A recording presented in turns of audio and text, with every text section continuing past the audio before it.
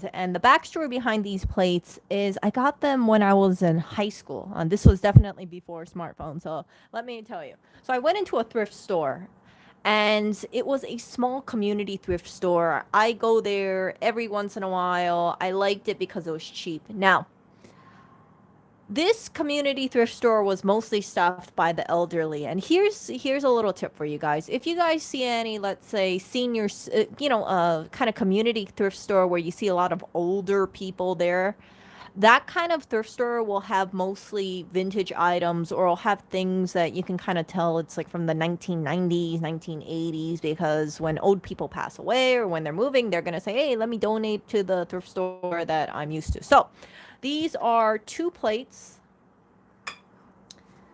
that I came across. And I had gone to the thrift store like couple weeks, like I had gone to the thrift store like once every week. And this is, back in the day when I was just so interested in this kind of stuff. So I've had this for at least 15 years. And I remember when I saw the plates, I was like, oh, these are kind of cool. And if you look closely at it, you can see, based on how it looks like, you can see it is hand painted over here. You can look over here too. This one has some issues over here. And you can see there's some chipping over here as well. This one has a chip. And if I remember telling you guys, if you guys do decide to buy vintage, don't focus too much on the chips, because if you have a plate or something that's been around for, let's say, 20, 30, 40, 50 years, it's natural to have things have chips. Like, for instance, right, take a coffee mug that I use every day. Is it unusual if the coffee mug has a chip? No. So I'm not going to hold people to collector standards, especially when I don't have any desire to resell. So this is, see that? I thought it was a pretty image. Now, this is before I had a smartphone, so I could not do research on this. And I just looked at it, and I was watching Antique Roadshow, right? And I looked at this, and I was like, what is this? GKY 1892. Because of the paint being the same color as this, I was inclined to think that it wasn't really a forgery. I can't imagine why anybody would forge things and write 1892 when it wasn't 1892, right? It's just like, I've never seen that before. And then this one, same thing too. Now, if you look at the differences in the signature here, this one is so much more bigger than this one. I don't know why. You would assume that if you're writing this kind of stuff, you would make it about the same size, right? But it wasn't. And I remember thinking to myself, crap, should I take it? Should I not take it up? It was $20 each, so I had to pay $40 for this, which I thought was kind of pricey. And I remember when I got home, I thought, oh man, I can't believe I spent $40 on two plates. It's so pricey. I couldn't even authenticate it, right? As far as I know, it's not anybody famous. But I'm not familiar with the GKY over here. But then again, I haven't Googled it in a while. I mean, GKY could be anybody. But as I took this out today, I kind of thought about this, and I looked at it, and I said, man, this was really one of my first early forays into buying stuff that is older. And I don't know if this is really from 1892, but if it is from 1892, that would be pretty awesome, right? Because let's see, we're in 2021. That is over 100 years old. And if I have to think like, okay, well, this is a piece that's over 100 years old and I have it in my possession, I don't think that's a bad thing at all. So what I'm planning to do with this kind of stuff, I don't know what GKY is. Maybe you guys can Google. I haven't Googled it yet. But yeah, see this? So you can see, if you look 3D, you can kind of tell. See, painted over here.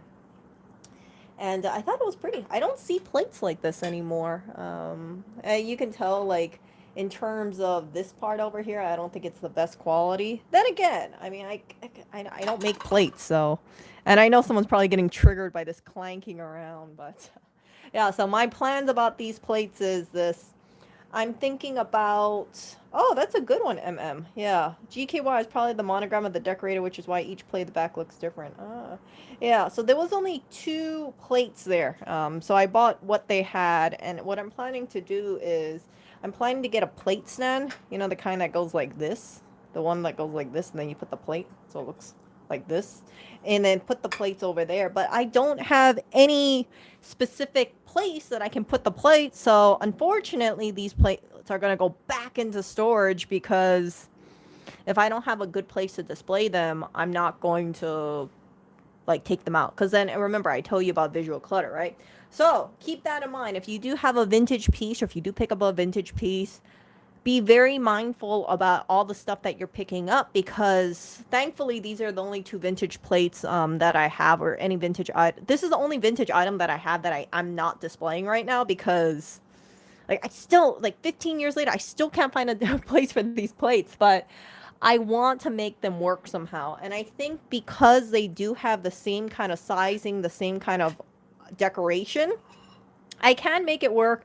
Part of me wants to put it, like tack it onto a wall, like anchor it on, and then that way it kind of looks like, you know, some kind of wall decoration, like in a kitchen, right?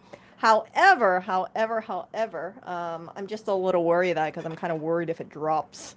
Yeah, I don't want to anchor to a wall and the thing breaks and whoop, there goes my 1892 plates. I think a lot of the plates, though, whoever made this plate, probably off in the landfill, unfortunately. But I like it because it kind of looks like a flower. Does it not look like a flower? It looks like a little cheery flower, and it's quite pretty. So will this end up on a table of sorts in the future? Will this end up on the wall? Will this end up on shelving? If this does end up on shelving, I'll tell you this straight up. If I have a shelf, these are the only two items that's going to be on the shelf. So let's say I have like a wooden shelf or a cabinet. This is the whole only thing that's going to be on that level, or it's going to be individually like that. I don't want to have too much distractions, because I want the eye to focus on these pieces. And again, it's really something, because it's like I have to think about how am I going to make this piece work. And I want to be open about this stuff, because I know, as I've been talking about vintage items, things that I find to be attractive, I don't want anybody to think, oh, okay, well, yeah, those stuff is pretty. Let me just buy it if it's a good deal at a thrift store, because you may encounter the same thing that I'm encountering. And my personal belief is a lot of these pieces, they should be displayed. You know, they should be appreciated by other people. It doesn't do any favors if this thing is sitting in a box or sitting inside of a drawer, because if it's not being shown, right, it's like, it's almost like you didn't own it. I have zero plans on reselling either, so it's not like I can say this is an investment piece as well. Yeah. Oh, limo G's. Yeah, wall hangers, I think if I put on a wall and just kind of put it as like a flower decoration, that might be kind of cute, like this and this. See? Another is the old soft gold is a genuine. Yeah, I don't know anything about plates. I just saw this and I was like, ooh, this is a pretty plate. You guys see, so you can kind of tell, like, I've been into the floral thing for quite some time. But yeah, this plate, I was like, ooh, it's kind of pretty. But I remember I was wrestling in that thrift store, like, oh, do I want to pay $20 for a vintage plate each? And I thought, oh, geez. I've never seen any plates like this. I've been through a number of thrift store, garage sales. I haven't found any matching pair to this. So if there was more colors to this, right? Like, let's say if there was a set of 5, I have no idea. But if I did see another one, I would instantly know, like, hey, that goes with this, because it seems like this border edge. Yeah. So that. So yeah. Here was what we got. I don't even know what the CW thing is. You guys see that? CW? CW? Oh, I don't even know what that maker mark is. CW? WJ? WJ? I don't know. Whoever made this, though. That's something. So, yeah, I would, yeah. So, if you guys don't want to hit up an antique store, just go to a community store or something, community thrift store. A lot of the stuff like, what was it called? Like small little thrift stores that are run mostly by older people, I think is a really nice place to go. But that's just my take on it. I love vintage stuff. I know some of these places, if you have an older piece, they will market appropriately, but you may look out with the newer stuff, because while they may be familiar with older pieces being quality, if it comes like to brand name stuff, let's say newer stuff, they might be like, oh, you know, we'll market low kind of thing. So sometimes you luck out in that. A lot of these thrift stores, I haven't been to one in a while, okay? A lot of these thrift stores that I've gone to, you can, it has like a very homely atmosphere, and I see some really nice pieces sometimes, but again, when I look at these things, I have to think, do I have a place for it? Can I actually show this piece off? Do I think that this is something that I'm going to incorporate in the future? And if I cannot, I will unfortunately just pass on it, because I will say, I don't want to have all this like vintage pieces and then it looks all mismatched. Like, I don't want to have French with German with Chinese with Japanese and Korean, because it's like, it's just like way too scattered. So I rather just keep everything down to a minimal. I think moving forward for me, I'm gonna be mostly, if I do find a piece, and I'm not in a rush, okay, I might pick up a piece in like a couple of years, but if I do find a piece, most likely it'll be a vintage Asian, kind of like a Ming Dynasty, Qing Dynasty kind of thing. That kind of like dated period. I don't really want to go into Japanese antiques, because I'm not Japanese. It's like a lot of the things that I have to think about is, if I have family members that pass away, right? And let's say they decide to declutter their stuff, I have to be thinking, okay, well, if they're predominantly Chinese, then most likely I may have the opportunity to rehome vintage Chinese stuff. But, right, that's just me speculating over here. I'm not gonna say like, oh yeah, for sure, if one of my Asian relatives passes away, I'm gonna get another vase or anything like that. So, just the bigger picture about that kind of stuff is very important to keep in mind, because if I have too many different cultures, it's just gonna look really kind of reckless, and I don't want that. So these two plates are the only two plates I plan to collect for whatever this German brand, and if I come across another one or an exact one where it fits this one, I may pick it up, but I'm not going to be going on eBay and buying another plate just to matchy. And I like finding things. I like going into a thrift store and finding a piece that I unexpectedly was there. So going to an antique store, like the overpriced antique stores, and then seeing things there, and then you find out it's like a couple $100s or a couple $1,000s, that doesn't interest me so much. I like it better if I'm at, let's say, a Goodwill, and I'm like, oh crap, that looks like a vintage piece. Let me check it out. That's more exciting to me than going online and finding it. See, because there's no shortage. There's no shortage of vintage,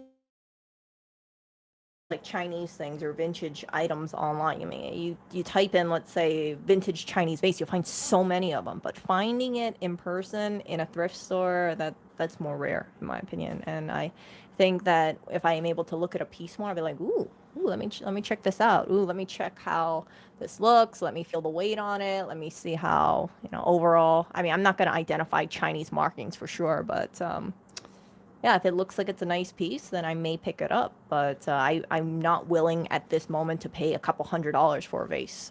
I'm pretty good on vases right now, but if I found one unexpectedly, like it was a beautiful vase and it was only $20, I'm going to pick up the vase, because I'm going to look at it and say like, this is a really nice vase. And it's only $20, so I may pick it up. But very, very, very, very rarely will I find something like that. I have seen Chinese antique porcelain, and usually when I see them in like certain thrift stores, they're going for at least $100. So just giving you guys a little little thought about that. Sometimes you have thrift stores where they'll just price it whatever, and then you got other thrift stores where they kind of have a gauge about what the valuable item is, and they'll price it appropriate. They'll have and look at it, inspect it, and then price it whatever they deem to be fair. Now, there are also people who hit up places like Goodwill and Savers, finding things that these price people miss. There is a person that lives very close to me, and I was talking to him. I've known him for a number of years. I haven't spoken to him in a number of years, but really nice guy. I used to always see him at the Goodwill near where I live. And then I remember he was telling me about how he lives in a 2-bedroom apartment. It's just filled with so many collectibles. And I was talking to him and I said, why do you buy so much stuff? Or like, I said, how do you identify this stuff? Because he doesn't have a smartphone. And he told me, he said, he spent so many years researching collectibles that he's able to ascertain if something is valuable or not. And he told me, he said, for instance, he bought a Japanese sculpture of sorts. He only paid like $5 for it. He sold it for, I believe, $2,000. And I was like, whoa, whoa, whoa, whoa, whoa, whoa. It's like he's not Asian. So I don't want you guys to think like, oh, well, maybe he just read some Japanese writing and he knows what it says exactly. It's like, I don't know how he does it, but you got certain people who are resellers, who are collectors, and they hit up these stores and they're able to just kind of like know off the bat how valuable that stuff. I think that's really incredible. I hope I hope one day I'm better at this kind of stuff, but I'm not, for pottery and porcelain, that's not my strong suit. I would not be able to identify vintage versus a reproduction. I'm going to be honest here. Like, I know some people, they'll give pointers and things like that, but I'm just like, oh, I don't trust myself because it's like I don't know how the authentic looks like. So if I look at an image and it looks pretty, it could be a reproduction that was just made a couple years ago, right? And I run the risk of buying a piece and then thinking it's an antique, and then you find out it's not an antique at all. So that's the reason why when you see me talk about like Chinese antiques, I'm not going to be too uppity about what the date is. My focus is going to be, do I think this looks quality? Do I think it looks pretty? And that's it. Do I think the price is good? And yeah, I'm not going to say like, hey, I paid top dollar for this thing, and then find out if I get it authenticated one day, it's like, oh yeah, this is actually not that. It's not old at all. It looks like it's old, but it's not. Because sometimes you see artisans and they make things and it looks like it's old, but it's not old. And I don't have the eye. I don't know exactly how to differentiate between an authentic, like an older piece from a couple hundred years ago to a current piece. So some pieces, like you see it, people will say, "Oh, I bought this like Chinese bowl or Chinese vase for $20." They get it authenticated. They find out it's worth like over $1 million. Now, would I be able to tell if a piece is really old? I'm not going to count on it. So I'm just going to focus on, do I like it? Do I think the piece is pretty? Do I feel like it looks cheap? And if I feel like it's quality and I think it's pretty and the price is right, then I'll pick it up. Yeah. So, yeah, I'm not into porcelain. What I really want to get though is I want to get one of those, like, this is one of the things that I've been saying. So, I've been dropping off donations at my local thrift shop near me. It's charity. So it's not like, it's not a Savers. I don't like donating to Savers. So I've seen these like big giant Chinese or Asian serving bowls. They're like about this big, okay?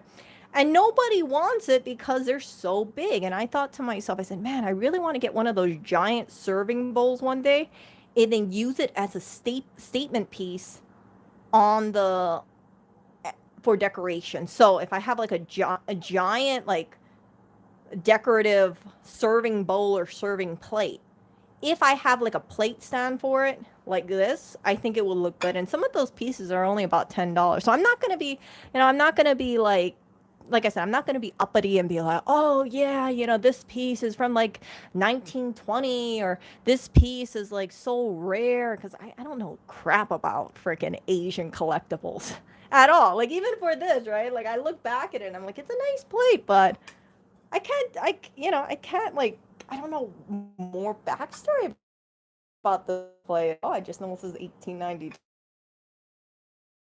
Okay, I guess this is probably the oldest piece I ever bought, assuming the 1892 date is right, and for it to be still around, pretty cool. But I'm not planning to do any more of this. I'll just buy it because of the date written on it, kind of thing. So those kind of things, I think that's a really good decorative thing. I don't want to spend hundreds of dollars on pieces, over and over and over. I like to find pieces that people donate and then just give it another home. But it's very, very, very rare for me to find a piece that I truly like, or like I remember distinctively, and then I said like, man, should I buy this, should I not buy this? Oh 99% of the time, I don't buy anything. But that 1% is that time I'm like, okay, I think this is a really good piece, or I think I'm really willing to chance it on that. So, yeah.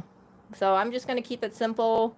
Vases, anything that I think is like really pretty and it's like Asian vintage related, I might pick up, but you might not see me pick up a piece for a couple years. I'm just keeping my peepers open in case I come across something like that. Okay, you guys. I'll talk to you guys later. And I'm gonna look this thing up. If you guys see anything about this GKY, let me know, or what this thing is over here. Let me know in the comment section. Thank you so much, MM, for all your comments over here. I really, really appreciate it. I don't know anything about plates. See ya.